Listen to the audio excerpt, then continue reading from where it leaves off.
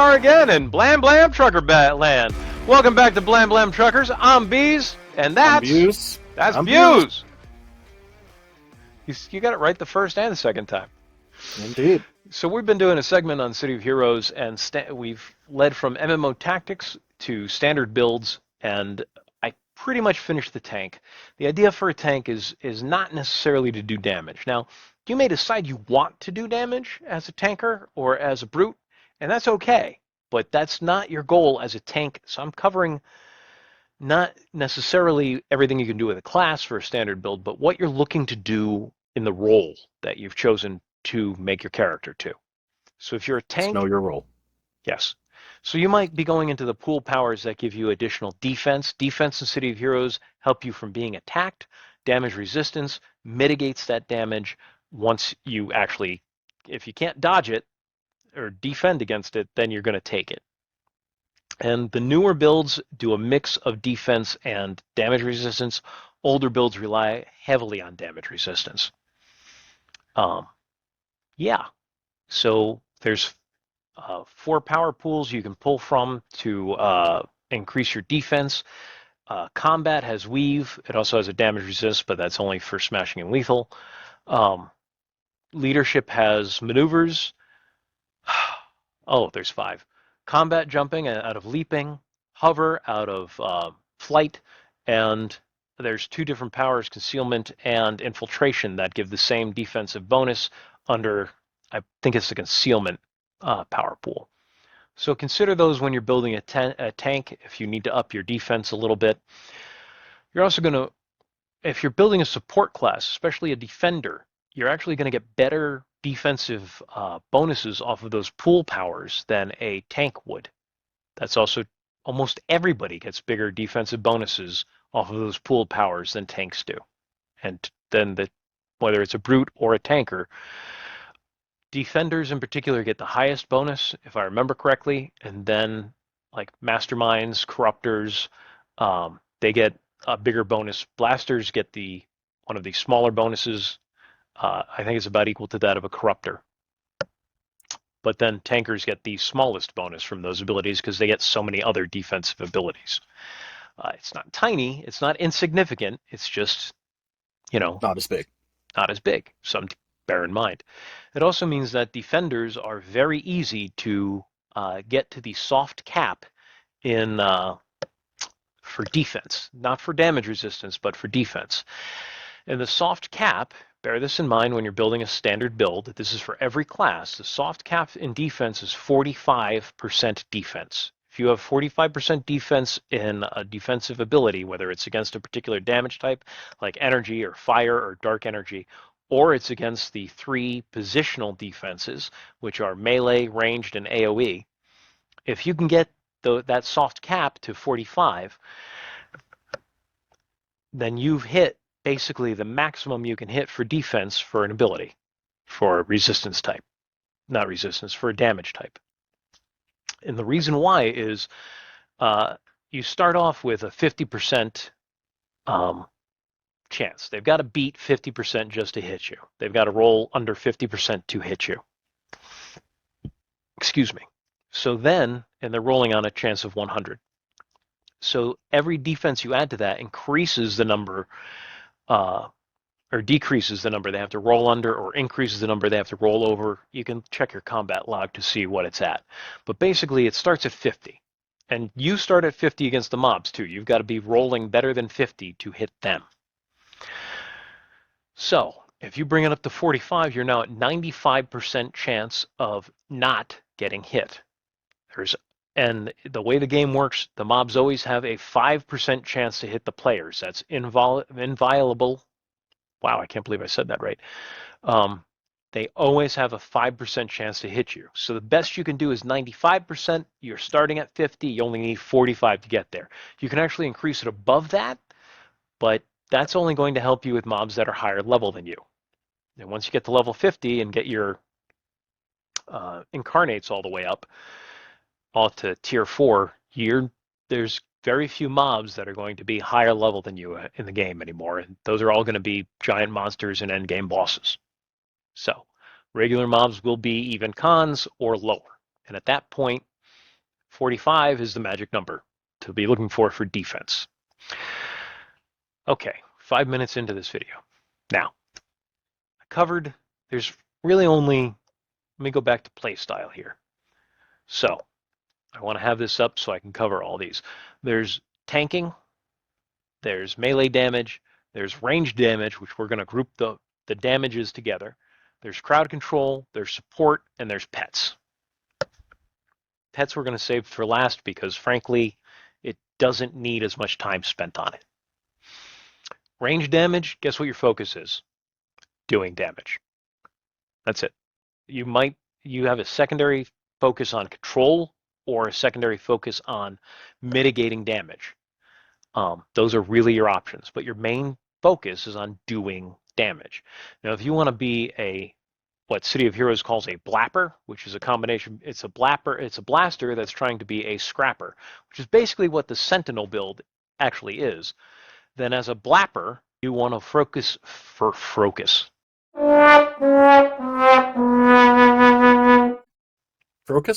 Focus.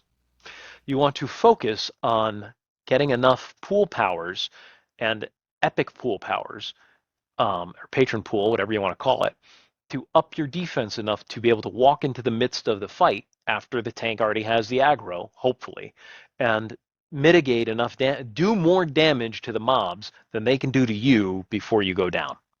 That's the goal of a blapper or a sentinel. So you're going to pull from these different power sets to do that. And I don't even know if a blaster could actually hit 45%, even with enhancements and everything. Maybe with incarnates you can get up to the magic 45. But there's only one power pool that blasters can pull from, epic power pool, to help them get there, and that's, I want to say, Mace Mastery. There's one, out of all the epic power pools, all of them give blasters armor, but only one of them doesn't give damage resistance, it gives defense. And that is the one that most people take if they're trying to create a blapper, and it's one of the patron pools, so that they can go in there and dodge the hits enough to get all their attacks out and damage the enemy before the enemy can kill them. It's a fun play style. I've done it. Don't recommend it. It's easier just to roll a Sentinel. Beas like Sentinels. I do. He does. I do too. They're fun. But your main goal is to do damage. To do that, you look at your attacks, you look at your secondary attacks, and your secondary power pool, and you build on those attacks. That's where you're going to focus your slots for enhancing your powers, and you're going to be looking for abilities that give you more and more damage. The other thing to consider is your recharge time. The faster you can recharge your powers, the faster you can do damage again. So you do damage once, you get a really quick recharge, you do that damage again. So I've built blasters that focus on recharge, and I've built blasters that focus on doing more damage per attack. So basically, it's how you get your... We don't talk about damage per second. In fact, that's what we generally call damage, is DPS, damage per second. So that's entire classes. We don't even call them damage classes. We call them damage per second. Hey, get some DPS. So when you're looking at, and that all goes back to EverQuest, because when it comes to DPS in original EverQuest, in classic EverQuest, a rogue has the highest DPS in the game before they change the monk's damage chart table, which in current classic, the time lock progression servers that come out every May, monks have the highest DPS for, what is it, the first 3, 4, 5 expansions? It's for a while. For a bit, then it goes around for a little while. It swaps between casters and melee and whatever, but yeah. And then rogues were the top, and then it was wizards, believe it or not, for the wall, for classic and Kunark and Velius. Especially once wizards got lures, they went right back up the chart to now be way up there. So we talk about damage per second. So the question is, when you're making your blaster, and again, there's so much variety, I can't get into individual builds here. Do you want to do more damage per hit or more hits per minute? Which is going to get you higher? that you're going to figure that out by trial and error or running your program through mids. But that's your focus for ranged blasters. I don't have a lot of tips here. Uh, the tips get into the weird builds I build when you start working in control powers to it, because blasters have access to controller powers. And when you start using those controller powers, you can slow the enemy down. You can put some of them on pause and generally give yourself more time to attack the target or targets. Bonfire is in the fire epic pool. That's worth looking at.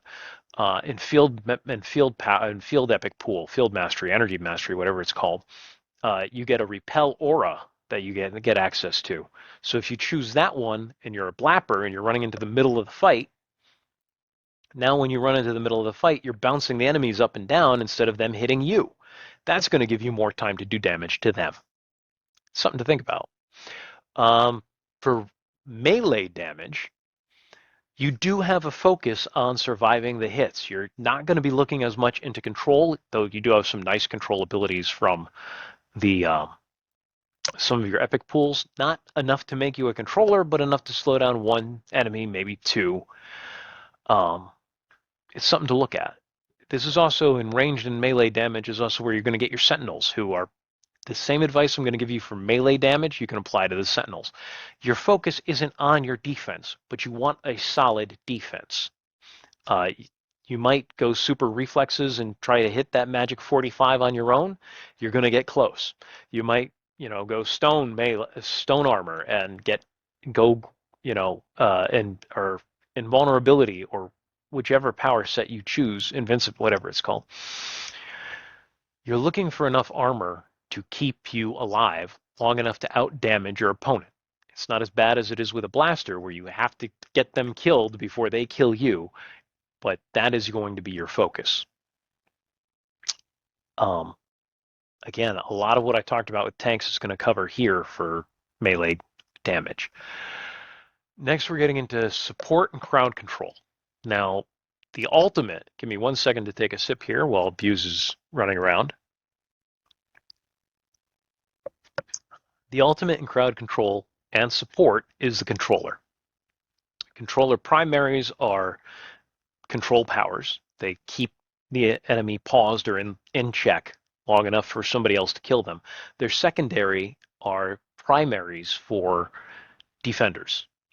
Now, because they're a secondary, they're not going to be as effective. They're about 5% less effective, maybe it's 5 to 10% less effective than a defender, which doesn't mean they're ineffective. You can do everything a defender can do as a controller, just not as well. So I'm going to talk about control here for a bit. Some of this is just really, really obvious, but it needs to be talked about.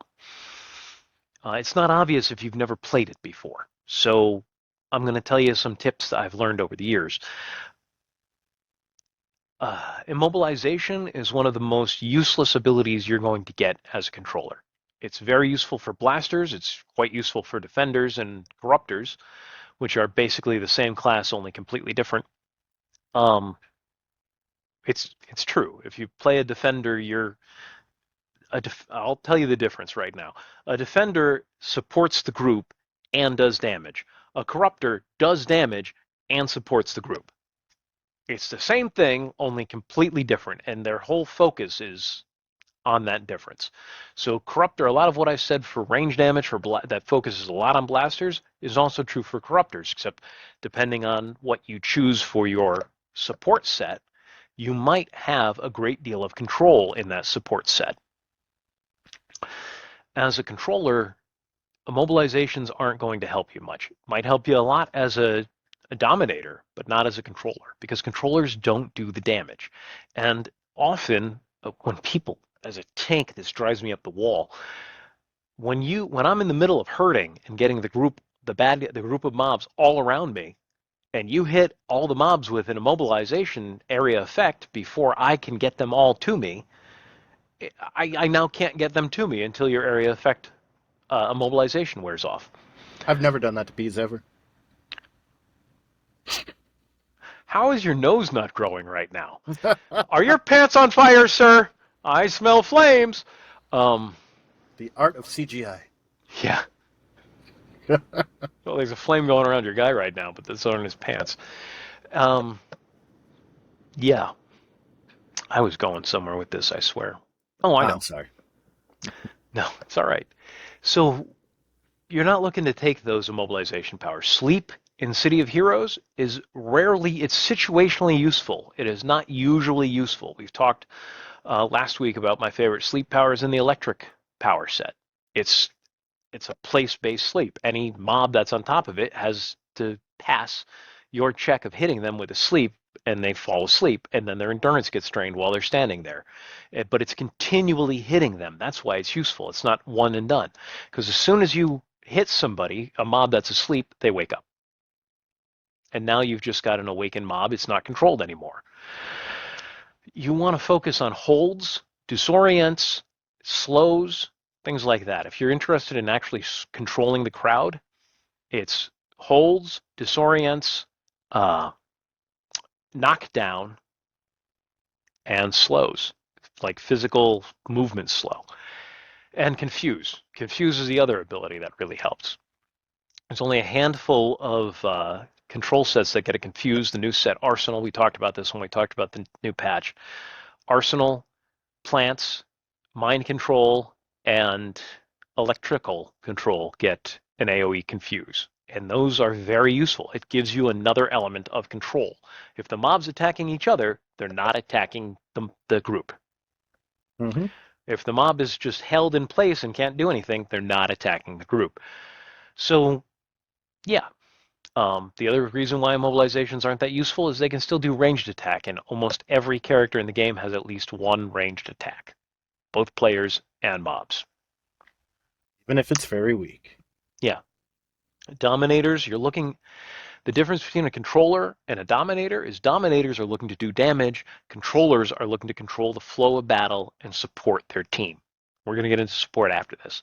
Dominator secondary is single target attacks. I don't know if there's an AoE in any of those. There might be. I'm not a dominator fan. I've played them before. They work. They work very well. Not my cup of tea. But that's your cup of Surprising. water. Yes, it is. Surprisingly high damage in Dominators. Shouldn't be because they're built to do it. But once the mobs are all grouped together, you hit them with an AoE. This might be the time for immobilization for a Dominator. You hit them with the AoE, and then you pick out the big ones and you start nailing them with single targets. But you want to hit them with a series of AoEs, and that will lower that each one of them doing a little bit of damage. Ice is a bad choice here. Their attacks do very little damage for control, for dominators. Fire does a lot. Fire is probably the most common dominator um, choice I've seen. Fire and stone. Uh, yeah. You can also, but again, what's your goal while you're playing? Is it just to work this out in groups? Or are you trying to take down? You don't need a lot of control once you've got a endgame boss isolated. Once you've taken out all of the bad guys around him, or put them on pause as a controller or whatever, but once they're all alone, there's nothing left for you to control. The job of a controller is to control everything that isn't being hit right now. But dominators, again, they have a lot of area effect powers, and they have more area effect powers than most blasters, but they do less damage. It's an interesting playstyle. It's very effective. It can be very effective. It depends on the player a lot more than just the skill set. I'm sure I'm missing something with control, but I'm going to continue on. So we get into support. Support probably, let's do one more video on support. We'll just call it support. It's going to take all 20 minutes. Okay. Yeah. You want to lead us out? Sure. Well, allow me to make myself a little larger again for all our truckers out there who want to see a larger version of my beautiful face. And those who don't, I'm sorry, you lose. We'll see you, truckers.